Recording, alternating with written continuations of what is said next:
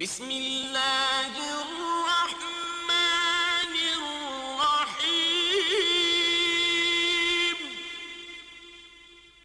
وَلَقَدْ يَسَّرْنَا الْقُرْآنَ لِلذِّكْرِ فَهَلْ مِن مُدَّكِرٍ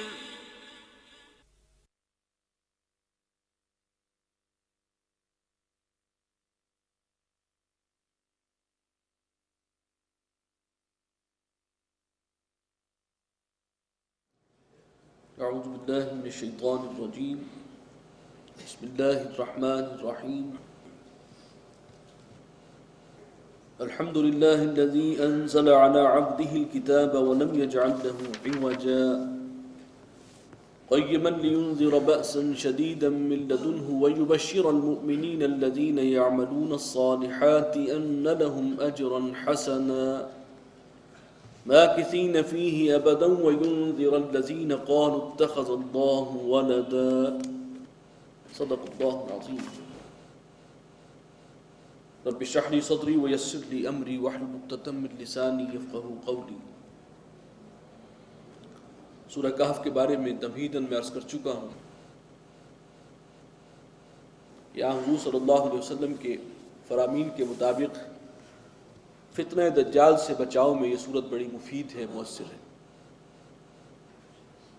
دجالی فتنے میں جو ایک بہت نمایاں شے ہے وہ یہ ہے کہ دنیا کی یہ زیب و زینت کی بے انتہا بڑھ جائے گی، اور دوسری نمایاں چیز یہ ہے کہ تمام قوت اور وسائل پر قبضہ جو ہے شیطانی قوتوں کا ہوگا. یہ سائنس اور ٹیکنالوجی کی ساری ترقی کے نتیجے میں یہ جو ریسورسز ہیں ان پر کنٹرول، قوت کے جو سرچشمے ہیں ان پر قبضہ، خوراک کے ریسورسز ان پر قبضہ، یہ سب ہوگا شیطانی قوتوں کا.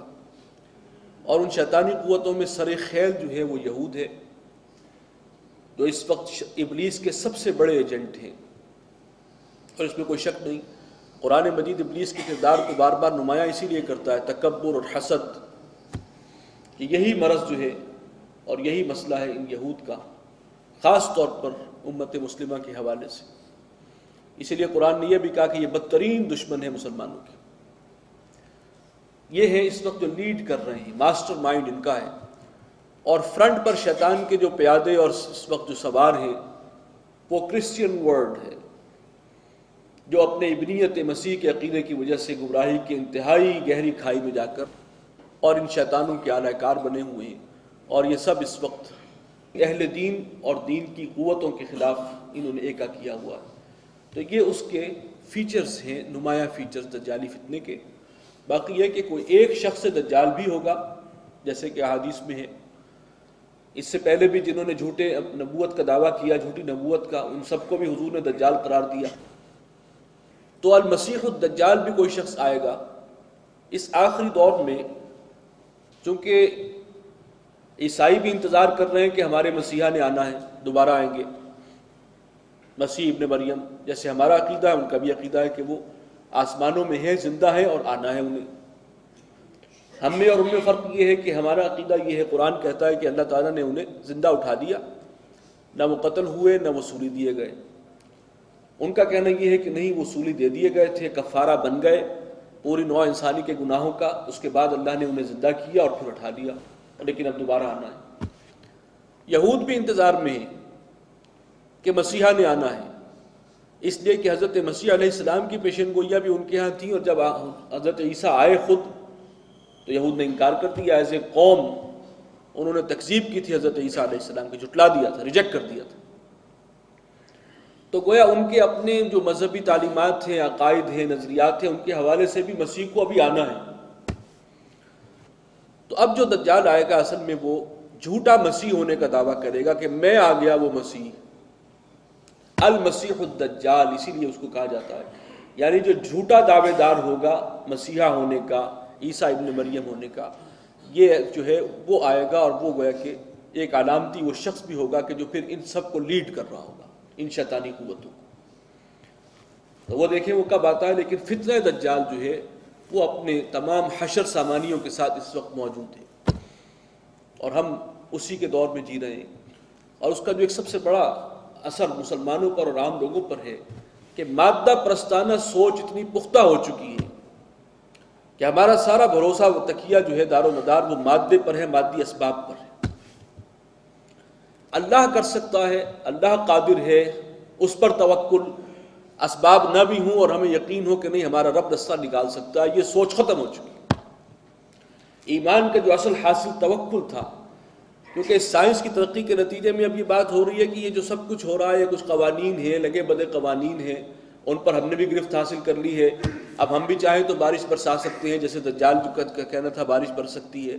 اب یہ باتیں کہ اللہ تعالیٰ بارش برساتا ہے اور یہ کرتا ہے، وہ سب کچھ کرتا ہے، وہ کھیتی اگاتا ہے، وہ فصلیں دیتا ہے، یہ چیز جو ہے اس کے راستے میں حجاب بن گیا ہے۔ یہ سائنسی جو ایک ترقی کا معاملہ ہے، اور جس میں جو خدا انکار سائنس ہے، جس کے اندر خدا کی نفی کی گئی ہے، اس سائنس کے اندر جو بالکل غلط طور پر کی گئی ہے، تو اس کی وجہ سے یہ ایک حجاب بن گیا ہے، اور یوں محسوس ہوتا ہے کہ کوئی برتر قوت نہیں ہے، یہ مادی قوت ہی اصل قوت ہے۔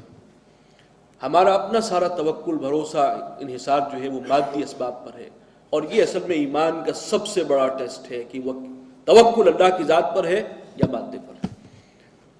اور یہ ٹیسٹ ہے جو اس وقت اس میں سخت ترین ٹیسٹ ہے، جس سے ہم اس وقت امت مسلمہ بھی گزر رہی ہے۔ بسم اللہ الرحمن الرحیم، الحمدللہ الذی انزل علی عبدہ الکتاب۔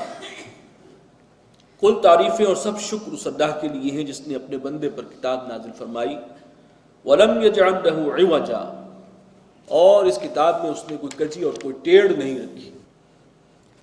قیماً، یہ بالکل سیدھی ہے، ہموار ہے، قائم ہے، درست ہے۔ لِيُنذِرَ بَأْسًا شَدِيدًا مِّن لَّدُنْهُ، تاکہ اے نبی آپ خبردار کریں، تاکہ خبردار کر دیں یہ کتاب ایک بہت بڑی لڑائی سے جو اللہ کی طرف سے ہوگی۔ اللہ کی طرف سے ایک آفت، کوئی لڑائی، اور اس سے مراد ایک یہ بھی لی گئی ہے کہ جو آرمیگڈون ہونا ہے، حق و باطل کے درمیان جو آخری مارکے ہونے ہیں، جس کو احادیث میں الملحمۃ العظمیٰ کہا گیا، اور کرسچین جو ان کا لٹریچر ہے اس کے اندر وہ اسے آرمیگڈون کہتے ہیں۔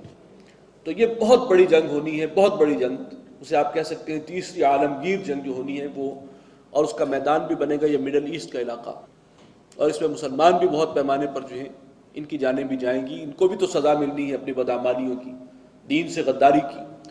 تو یہ سب کچھ جو ہے وہ بہت بڑی جنگ، اس سے خبردار کرتے ہیں جو اللہ کی طرف سے آئے گی، ایک آفت۔ وَيُبَشِّرَ الْمُؤْمِنِينَ الَّذِينَ يَعْمَلُونَ الصَّالِحَاتِ، اور خوشخبری دے دے اہل ایمان کو، وہ لوگ کہ جو اچھے عمل کرنے والے ہیں، أَنَّ لَهُمْ أَجْرًا حَسَنًا، کہ ان کے لیے ہے بہترین اجر، مَاكِثِينَ فِيهِ أَبَدًا، اور وہ جو اللہ کی نعمتیں انہیں ملیں گی وہ اسی میں رہیں گے ہمیشہ۔ وَيُنذِرَ الَّذِينَ قَالُوا اتَّخَذَ اللَّهُ وَلَدًا، اور تاکہ خبردار کر دے اس بات سے ان لوگوں کو کہ جنہوں نے کہا کہ اللہ نے کسی کو اپنا بیٹا بنایا۔ یہ وہ ہیں حضرت مسیح کے پیروکار عیسائی، یہ اصل میں پولزم ہے، کرسچینٹی نہیں ہے، یا پول کا دین ہے جس پر یہ تمام عیسائی ہیں۔ ابنیت مسیح، تثلیث، کفارے کا عقیدہ ان کا ایجاد کرتا ہے، جو گمراہی کی بدترین شکلیں۔ مَا لَهُم بِهِ مِنْ عِلْمٍ وَلَا لِآبَائِهِمْ، جو کچھ وہ کہہ رہے ہیں جو عقیدہ ہے اس کے لیے ان کے پاس کوئی دلیل سند نہیں ہے، کوئی علم نہیں ہے، اور نہ ان کے باپ دادا کے پاس ہے۔ کبرت کلمۃ تخرج من افواہہم، نہایت سنگین بات ہے، بہت بڑی گستاخی کی بات ہے جو ان کے منہوں سے نکل رہی ہے، اس لیے کہ وہ کیا کہتے ہیں؟ حضرت مسیح علیہ السلام اللہ کے صلبی بیٹے ہیں، معاذ اللہ، وہ محض محاورتاً بیٹا نہیں کہتے، کہتے ہیں صلبی بیٹے۔ تو یہ بہت بڑی گستاخی کی بات ہے جو ان کے منہ سے نکل رہی ہے۔ ان یقولون الا کذبا، اور جو کچھ وہ کہہ رہے ہیں یہ نرا جھوٹ ہے۔ فلعلک باخع نفسک علی آثارہم، تو اے نبی شاید آپ اس صدمے میں اپنی جان کو ہلاک کر لیں گے، اپنے آپ کو بھلا دیں گے۔ ان لم یؤمنوا بہذا الحدیث اسفا، کہ اگر وہ ایمان نہیں لاتے اس قرآن پر، یہ اللہ کا کلام، اور اس میں آپ کو رنج اور افسوس اس درجے کا ہے کہ آپ اپنے آپ کو بھلا رہے ہیں۔ انا جعلنا ما علی الارض زینۃ لہا، اب یہ لفظ آ رہا ہے زینت، یہ اس صورت میں بات